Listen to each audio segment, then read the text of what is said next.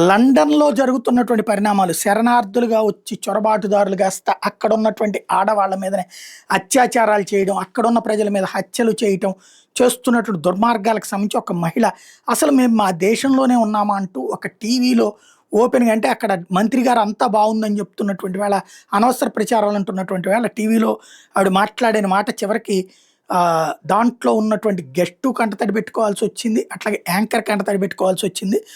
మేము అసలు రేసిస్టులమా? మమ్మల్ని రేసిస్టులని ఎట్లా అంటున్నారు? అంటూ బిగిన్ చేసి రాజకీయాల కోసం లండన్ ప్రజల ప్రాణాలతో చెలగాటమాడుతున్నారు. నా స్నేహితుడు చచ్చిపోయాడు. నా ఫ్రెండ్ ఇంకొక అమ్మాయి చచ్చిపోయింది. అలాగే మొన్న లోకల్ షాప్‌లో 3 కత్తిపోట్లు జరిగినాయి. ఒక మర్డర్ జరిగింది. 3 కత్తిపోటు సంఘటనలు చోటు చేసుకున్నాయి. నా ఫ్రెండ్‌ని లాస్ట్ ఇయర్ మర్డర్ చేశారు. ఇంకొక అమ్మాయి పార్కులో మర్డర్ అయ్యింది. నా కొడుకుని నేను బతిమలాడుతున్నాను ఈ దేశం వదిలేసి వేరే దేశంలో బతకరా అని చెప్పేసి నా కజిన్ కూడా మర్డర్ అయింది. నా కుటుంబానికి ఎట్లుంటే ప్రతి కుటుంబాలకి ఎట్లా ఉంటుంది? అసలు ఈ చొరబాటుదారులు అనేటటువంటి వాళ్ళని శరణార్థులుగా గుర్తించి మన దేశ ప్రజల ప్రాణాలు తీస్తుంటే అదేమని అడిగితే జెండా పట్టుకుంటే రేసిస్ట్ అంటారు, అడిగితే రేసిస్ట్ అంటారు.